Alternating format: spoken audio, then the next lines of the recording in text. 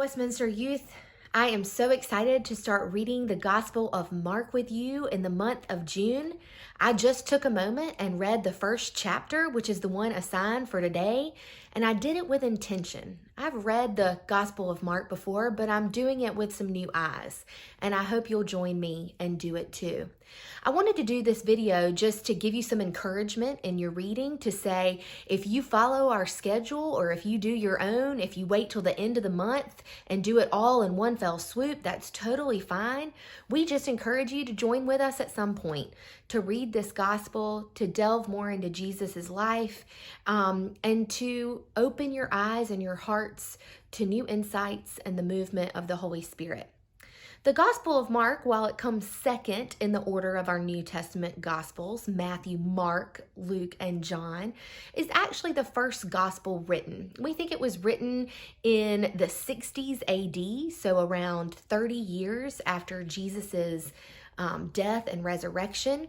We believe that it was written in and around Rome and to a Gentile audience, so meaning a non-Jewish audience who were Christians following Jesus. It is the shortest of the Gospels at only 16 chapters, and there is an immediacy found in the Gospel of Mark. The word immediately occurs many times in the narrative. It propels us forward, and we see that Jesus is here to do something right here, right now, for the world and for the people of God to whom he is ministering.